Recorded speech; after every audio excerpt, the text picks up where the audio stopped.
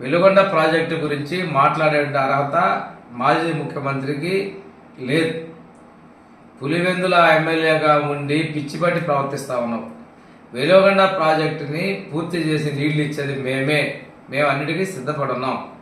Veligonda project పూర్తి కాకుండానే జాతికి అంకితం చేస్తానని చెప్పి ప్రజాధనాన్ని దుర్వినియోగం చేసినటువంటి వ్యక్తి నువ్వు కాదా జగను? ఈ రోజున నీ ఫేక్ ప్రచారాలతో ఫేక్ తోటి ప్రకాశం జిల్లా ప్రజలు మోసపోతారు అనుకున్నావు. ప్రకాశం జిల్లా ప్రజలు నీ ఫేక్ ప్రచారాలను తిప్పికొట్టారు. టన్నెల్ డయామీటర్ని 2.5 మీటర్లు తగ్గించావు. అంతేకాకుండా 2 టన్నుల మధ్య ఆనకట్స్ని 2 ఆనకట్లు పూర్తి చేయలేకపోయావు. R&R package settle చేయలేకపోయావు. ఈరోజు నీ మాటల్లో కూడా R&R ప్యాకేజీ సెటిల్ కాలేదండి పరోక్షంగా ఒప్పుకున్నావు. ఈ పాపం నీది కాదా? పశ్చిమ ప్రాంత ప్రజలు పోయినసారి ప్రకాశం జిల్లాలో నీ మీద ఆశలు చూసుకొని నిన్ను ముఖ్యమంత్రిగా చేస్తే ఆ ప్రాంతాన్ని నిర్లక్ష్యం చేసింది నువ్వు కాదా? ఇన్ని తప్పుడు విధానాలతో చేసి నువ్వు చంద్రబాబు నాయుడు గురించి మాట్లాడే అర్హత నీకు లేదు. ప్రజలు బుద్ధి చెప్పి 3 నెలలు కూడా పూర్తి కాల. ఏదేదో మాట్లాడుతూ ఉన్నావు, పిచ్చి ప్రలాపన మాట్లాడుతున్నావు.